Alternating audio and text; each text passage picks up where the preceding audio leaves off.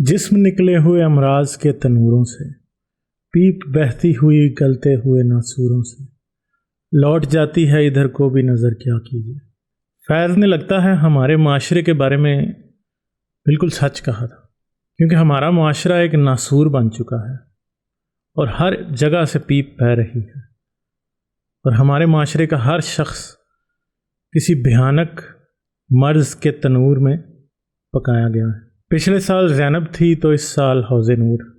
دونوں بچیاں گھر سے قرآن پڑھنے نکلی تھی، راستے میں اچک لی گئیں، ان کے ریپ ہوئے اور لاشیں پھینک دی گئیں۔ ایک کی لاش کوڑے کے ڈھیر پر تو دوسری کی لاش پانی کے حوض میں ڈال دی گئی۔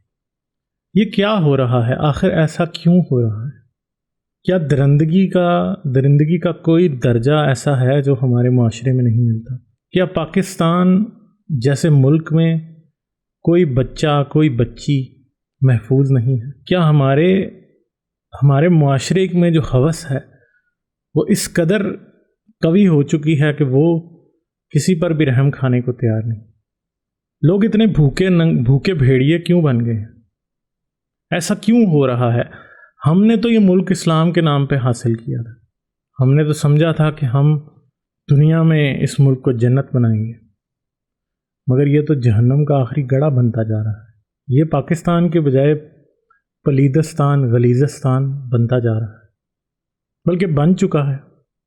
آج گلی سے گزرتی نوجوان لڑکی کے بجائے، نوجوان لڑکی جو ہے وہ محفوظ ہے، پھر بھی نسبتاً محفوظ ہے، مگر بچے اور بچیاں جن کی عمریں 6 سال 7 سال ہیں وہ محفوظ نہیں ہیں، جن کو ابھی دنیا کی سمجھ ہی نہیں آئی، جنہوں نے ابھی وہ مشکل بولنا سیکھا ہے، جنہوں کو تختی پر اپنا نام بھی لکھنا نہیں آتا، جن کو شاید اپنے ماں اور باپ کے پورے نام بھی یاد نہیں، جن کو اپنے گھر کا پتہ یاد نہیں، جنہیں اپنی عمر کا عدد یاد نہیں، جنہیں اپنے بال سنوارنے نہیں آتے، جنہیں پاؤں میں سیدھی اور الٹی جوتی میں تمیز کرنا نہیں آتا، جنہیں انگلیوں پر 1 سے 10 تک گنتی نہیں آتی، جنہیں ٹھیک سے مدد کا لفظ بھی پکارنا نہیں آتا، جنہیں کسی کو یہ بھی بتانا نہیں آتا کہ وہ ڈر گئے ہیں، وہ بچے آج محفوظ نہیں ہیں۔ وہ بچے کیوں محفوظ نہیں ہیں؟ یہ بہت بڑا سوال ہے، یہ ایک سوالیہ نشان ہے ہمارے تمام معاشرے کے لیے، ہماری ماؤں کے لیے، ہماری بہنوں کے لیے، ہمارے والدوں کے لیے، ہمارے بیٹوں کے لیے، ہمارے مذہبی رہنماؤں کے لیے، ہمارے سپاہیوں کے لیے، ہمارے ڈاکٹروں کے لیے، ہمارے استادوں کے لیے، ہمارے معلموں کے لیے، عالموں کے لیے، سب کے لیے بہت بڑا سوال ہے کہ آج لوگ اتنے ہوس پرست کیوں ہو گئے؟ پاکستان میں کوئی دنیا سے انوکھی برائیاں نہیں ہیں، پاکستان میں بھی لوگ اتنی ہی فلمیں دیکھتے ہیں جتنی دنیا کے دوسرے ملکوں، مگر ادھر یہ نہیں ہوتا۔ ادھر لوگ بچوں کو بخش دیتے ہیں، ادھر لوگ ریپ کرنے سے پہلے 100 دفعہ سوچتے ہیں اور ریپ کرنے والے پکڑے جاتے ہیں، انہیں نشان عبرت بنایا جاتا ہے۔ مگر ہمارے ہاں مسئلہ یہ ہے کہ ہم عمران جیسے لوگ جس نے زینب کا قتل کیا اسے نشان عبرت بنا تو دیتے ہیں، مگر پھر بھی اس کے بعد اس جیسے مزید پیدا ہوتے رہتے ہیں۔ کوئی ڈرتا نہیں ہے، کوئی پھانسی کی سزا سے نہیں ڈرتا، کرنے والا دوسری بار اس بات کو سوچتا بھی نہیں ہے کہ وہ کیا کر رہا ہے۔ ایسا لگتا ہے کہ سب کچھ کسی شیطان کے ذمے پر ڈال کے خود ہر ذمہ داری سے آزاد ہو لیا گیا ہے۔ ان ماؤں پہ تف ہے جو اپنی بیٹیوں کو اکیلے گھر سے باہر بھیج دیتی ہیں، جو یہ نہیں دیکھتی کہ وہ بیٹی کے پیچھے کوئی درندہ تو نہیں پڑ گیا۔ ان والدوں پہ تف ہے، ان پہ لعنت ہے جو اپنے بچوں کو، بیٹوں کو ایسے مولویوں کے پاس بھیج دیتے ہیں جن کو ان بچوں میں ایک گوشت کی ایسی دکان نظر آتی ہے جس پر وہ اپنی ہوس کی تمنا پوری کر سکتے ہیں۔ اور ان مولویوں پہ تف ہے جو نعتیں بھی پڑھتے ہیں، جو قرآن بھی پڑھتے ہیں، جو حافظ بھی ہیں، جو نیکی کے ہر مرتبے پر فائز ہیں، جو دوسرے کو کافر، مشرک، زندیق، پلید، ناپاک کہتے ہیں، مگر ان سے، ان کی پلیدگی، ان کی ناپاکیزگی، ان کی ہوس سے کوئی بچہ، کوئی بچی محفوظ نہیں۔ آئے دن ہم کچھ نہ کچھ دیکھتے ہیں، کبھی کوئی مولوی کوئی ایسا فعل کرتے ہوئے پکڑا جاتا ہے اور جوتے کھاتا ہے، تو کبھی کوئی فرار ہو جاتا ہے، تو کبھی کوئی کسی کو مار دیتا ہے۔ یہ مولوی کا لفظ یہاں میں کسی امام مسجد کے لیے استعمال نہیں کر رہا، میں ہر اس شخص کے لیے کر رہا ہوں جس نے اپنے چہرے پر ایک تقدیس کا نقاب چڑھا رکھا ہے، جو کہ اپنی مذہبیت کے پیچھے اپنی درندگی کو چھپاتا چلا آ رہا ہے۔ اور صرف ایسے ہی لوگ نہیں، اس کے علاوہ ہمارے پورے معاشرے کو ری ٹرین کرنے کی ضرورت ہے، کیونکہ ایک بات جان لیجیے، آج بچے سب سے آسان ہدف ہے ان سب لوگوں کا جن کو اپنی ہوس پر قابو نہیں ہے یا ہوس کی تسکین کا کوئی ذریعہ نہیں ہے۔ وہ تمام لوگ آپ کے بچوں پر درندے بن کر جھپٹ چکے ہیں، اور آپ کو سوچنا ہے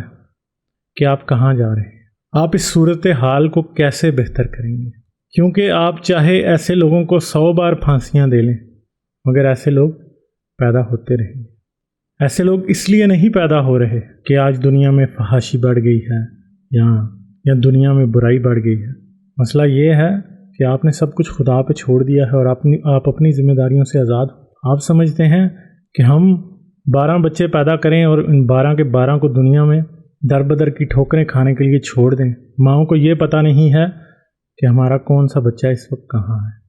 باپ کو کمانے سے فرصت ہی نہیں ہے، کیونکہ ایک اتنے بڑے کنبے کو پالتے پالتے وہ اپنی اولاد پر کیا توجہ دے گا۔ آج مولوی آپ کو کہہ دیتا ہے ایک کھانے والے منہ کے ساتھ 2 کمانے والے ہاتھ بھی ہیں، مگر یاد رکھیے کہ وہ کمانے والے ہاتھ تو جب جوان ہوں گے تب کمائیں گے، اس سے پہلے تو وہ کمزور اور ناتواں ہی ہیں۔ انہیں نہیں معلوم کہ کیسے اپنے آپ کو بچانا ہے، ان میں اتنی طاقت نہیں ہے کہ وہ ایسے وحشی درندوں کو روک سکیں، وہ صرف اپنے آنسو ہی پونچھ سکتے ہیں۔ اور شاید وہ بچے اور وہ بچیاں جو ان حالات سے گزرتے ہیں، انہیں تو شاید آنسو پونچھنے کی بھی فرصت نہیں ملتی۔ تو سوچئے کہ اس معاشرے کے ان مسائل کا حل کیا ہے۔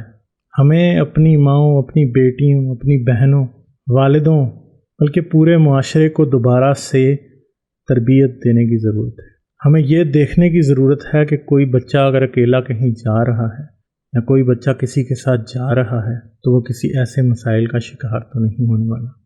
اور صرف یہی نہیں، آج آپ کے خاندانوں میں بھی ایسے بھیڑیے بیٹھے ہیں جنہیں آپ صرف اپنے خاندان کی بدنامی کا سوچ کر ہی جو ہے چھپائے رکھتے ہیں۔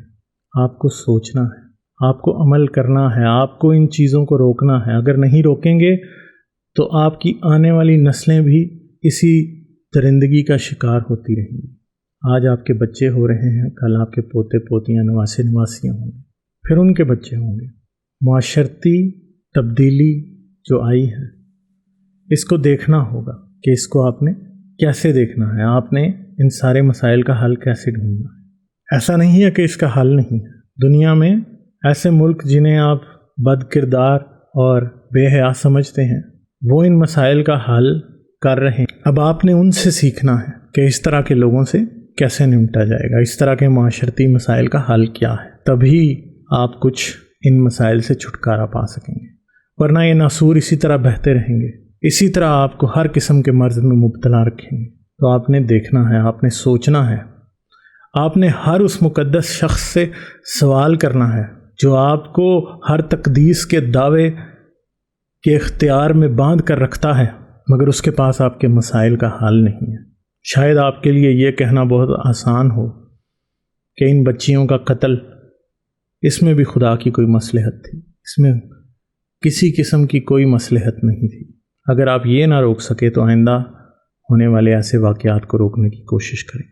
اس کے لیے پورے معاشرے کو دوبارہ سے ری ایجوکیٹ ہونا پڑے گا، ان چیزوں کو سمجھنا پڑے گا، بچوں کو سمجھانا پڑے گا کہ کون سا شخص آپ کی طرف کس نظر سے دیکھ رہا ہے، پھر ان مسئلوں کا حل ہوگا، ورنہ اسی طرح یہ سلسلہ چلتا رہے گا۔ چلیں، مجھے اجازت دیجیے، آداب۔